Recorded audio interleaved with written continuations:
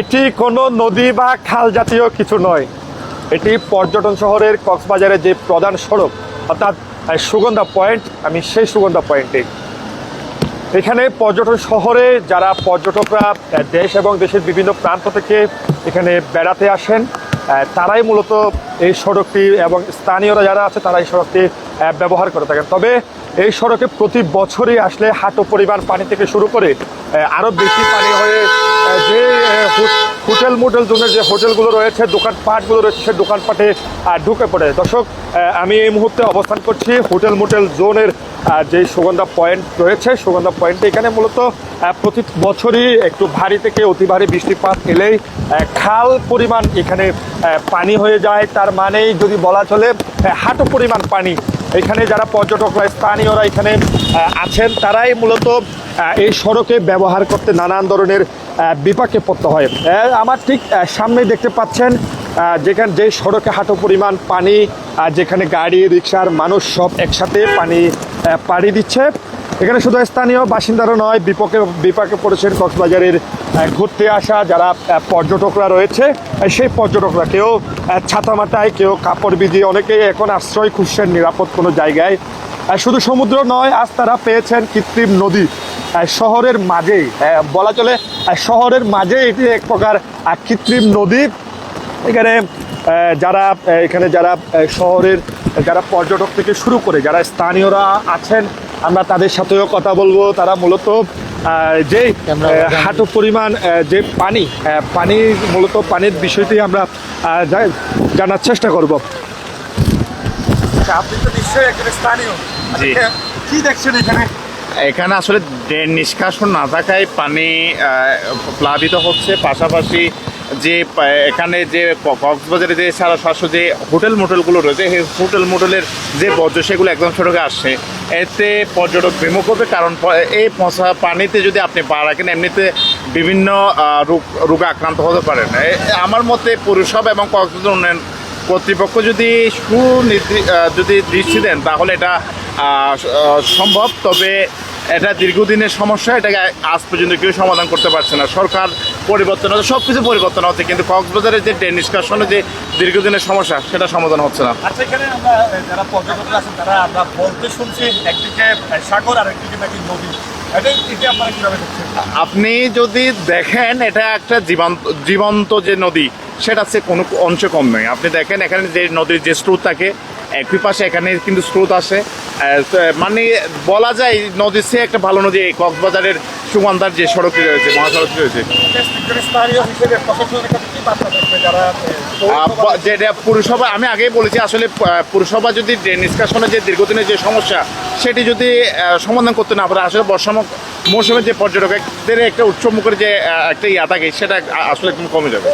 ধন্যবাদ। কথা বলছিলাম এখানে যে স্থানীয় যিনি রয়েছেন, আমরা তার সাথে কথা বলছিলাম। তিনি যেমনটি বলছিলেন, এটি একদিকে যারা পর্যটকরাও এখানে রয়েছেন তারা বলছেন একদিকে নদী, আবার অন্যদিকে যে সাগর, বিশাল সাগর, আর সেই সাগরের কথাই তারা বলছিলেন। তবে এখানে যারা পর্যটকরা কক্সবাজারের সমুদ্র সৈকত অর্থাৎ যে পর্যটন শহরে যারা বেড়াতে এসেছেন তারাই মূলত এখানে দেখছেন। তবে অনেক পর্যটকই এখানে যারা বেড়াতে এসেছেন, অনেক স্থানীয় থেকে শুরু করে তারা বিভিন্নভাবেই এখানে পারাপার। আচ্ছা, একটু কথা বলি আপনার সাথে। কি দেখছেন শহর, কি দেখছেন? পানি উঠছে, পানি রাস্তাঘাট নিচে সেজন্য পানি উঠছে। যারা পর্যটক এবং স্থানীয় বার্তা রয়েছে, এটাতে এখন বলতে পারছি না। আচ্ছা, আর আরেকজনের সাথে কথা বলছিলাম। মূলত এই শহরে যে প্রধান সড়ক অর্থাৎ সুগন্ধা পয়েন্ট, এই সুগন্ধা পয়েন্ট দিয়ে কলাতলি পয়েন্ট থেকে শুরু করে বিভিন্ন পয়েন্টে এই সড়ক দিয়ে যাতায়াত করতে হয়। সেই ক্ষেত্রে যে এখানে যারা চলাচল করতে আসে সেক্ষেত্রে যে পচা যে পানি, সে পানিতে অনেক পড়তে হয়। তবে যে যাতায়াতের যে সমস্যা, আর সেই সমস্যার কথা না বললেও নয়, কারণ যারা কক্সবাজারের মতো জায়গায় ভ্রমণ করতে আসে তারাই মূলত এই সমস্যাগুলোতে পরে অনেক ধরনের বদনামের কক্সবাজারে অনেক রকমের বদনাম ছড়িয়ে পড়ে। কারণ প্রশাসনের পক্ষ থেকে সুনির্দিষ্ট কোনো ধরনের পরিকল্পনা ছাড়া এই সড়কটি করা হয়েছে, অর্থাৎ পৌরসভা এবং উন্নয়ন কর্তৃপক্ষ যে অবহেলা এই সড়কে, কারণ প্রতি বছরই এই সড়কে হাঁটু থেকে হাঁটু পরিমাণ পানি হয়ে থাকে। তবে আমরা পর্যটকদের সাথে, স্থানীয়দের সাথে কথা বলছিলাম, তারা যেমনটি বলেছেন, সমুদ্র তো দূরের কথা, রাস্তায় মর্মান্তিক কণ্ঠে বলেছিলেন যারা যেই স্থানীয়রা রয়েছে তারাও বলেছিলেন, কারণ আসলে এই জিনিস, এই বিষয়টি ঠিক কেমনেই দেখছেন পর্যটকরা, সেটি এখন দেখার বিষয়। কারণ এখানে বেড়াতে এসে বিপাকে পড়ছেন, অর্থাৎ যারা শুধু স্থানীয় নয়, পর্যটকরাও, হাজার হাজার পর্যটকও কক্সবাজারে এই মুহূর্তে অবস্থান করছে।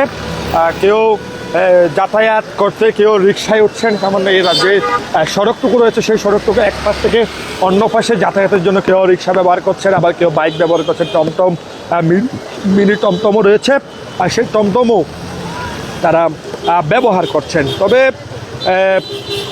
কক্সবাজারে যে টানা বৃষ্টি, প্রায় 7 থেকে 8 দিনের টানা বৃষ্টি, আর সেই বৃষ্টির কথা যদি বলা চলে, যে পাহাড়ি এলাকাগুলোও রয়েছে, সেই পাহাড়ি এলাকাও আমরা গিয়েছিলাম, খুব ভয়াবহ অবস্থা সেখানে, যারা প্রশাসনের কথা কোনোভাবেই মানছেন না। কারণ তাদের যে ঘর বাড়ি যে চুরির একটি বিষয় তারা বারবারই বলছেন, এবং পাশাপাশি আশ্রয় কেন্দ্র গিয়ে তারাও অনিরাপদ মনে করছেন, কারণ যে খাবার দাবারের যে ব্যবস্থা রয়েছে আর সেই ব্যবস্থা নিয়েও তারা অনেকটা বিপাকে। তবে এই সড়কে প্রতিদিন প্রায় হাজার হাজার মানুষ চলাচল করে। সামান্য যে ঘন্টাখানেক বা 20 থেকে 25 মিনিটের বৃষ্টি হলে এই সড়কে হাঁটু পরিমাণ পানি উঠে থাকে, কারণ যে ড্রেনেজ ব্যবস্থাগুলো রয়েছে, সেই ড্রেনেজ ব্যবস্থাগুলো পানি চলাচল করতে না পারার কারণে এই সড়কে পানি জমে যায়, যার কারণে যাতায়াত করতে অনেকটাই। তবে এই দৃশ্য চোখে আঙ্গুল দিকে দেখিয়ে দিচ্ছে পর্যটন শহর কক্সবাজারের বৃষ্টির সময় ন্যূনতম জল নিষ্কাশন ব্যবস্থাও কার্যকর নয়। তবে প্রশাসনের পক্ষ থেকে কোনো বছরই, অর্থাৎ বর্ষার আগেই কোনো বছরই আমরা কার্যকর পদক্ষেপ নিতে দেখিনি। প্রতি বছর একই সমস্যার পুনরাবৃত্তি হচ্ছে, তবুও সমাধানের পথে নেই কোনো দৃশ্যমান উদ্যোগ, আমরা সেটাই দেখছি। তবে এত বড় একটি পর্যটন শহরে, যেখানে দেশের কোটি কোটি টাকা আয় হয় পর্যটকের মাধ্যমে, সেখানেও যদি বৃষ্টিতে এমন দুর্ভোগ হয়, তবে সেই সমাধান কোথায় গিয়ে দাঁড়াবে, সেটি একমাত্র প্রশ্নের বিষয়। যারা স্থানীয় থেকে শুরু করে পর্যটকরা আসে, সেটি তারা বলছেন। তবে এই মুহূর্তে হালকা বৃষ্টি হলেও যে পানি জলাবদ্ধতা, সেই জলাবদ্ধতার কোনো ইঙ্গিত নেই দ্রুত সরে যাওয়ার। প্রায় ঘন্টা খানেক পর এই সড়কে বৃষ্টির পানিগুলো একটু পর সরে যায়। তবে এই সময়টাতে যারা স্থানীয় থেকে শুরু করে যারা পর্যটকরা এই সড়কে চলাচল করেন, তারাই অনেকটা বিপাকে পড়েন।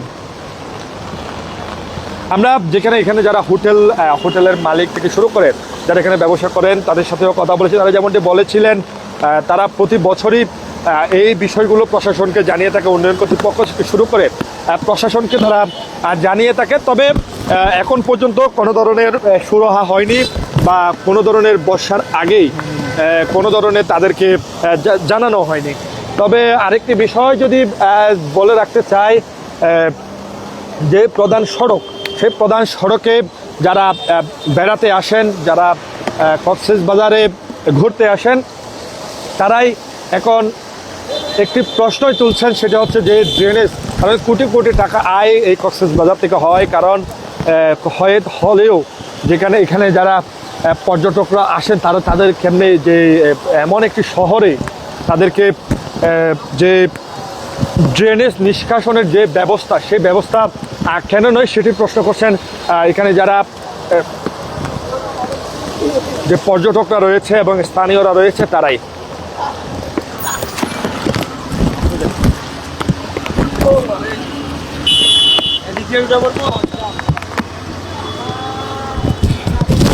পর্যটন শহরে হাঁটু পরিমাণ পানি, অর্থাৎ এক পাশে সাগর, আবার আরেক পাশে আর নদীও বলছেন কেউ।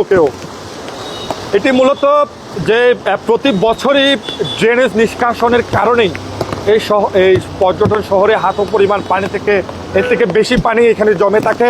এবং যারা পর্যটকরা কক্সবাজারে ঘুরতে আসেন, বিশেষ করে পর্যটক থেকে শুরু করে স্থানীয়রা এটি প্রশ্ন করছেন এখানে, কারণ কোটি কোটি টাকার ব্যবসা হয় এই কক্সবাজারে, সেই সুবাদেও কেন ড্রেনেজ ব্যবস্থা এত নিম্ন, আর সেটি প্রশ্ন করছেন স্থানীয়রা। কক্সবাজারের যে সুগন্ধা পয়েন্ট রয়েছে, সেই সুগন্ধা পয়েন্টে যে পানির হাঁটু পরিমাণ পানি এবং পর্যটকদের যে বিপাকের খবর, সর্বশেষ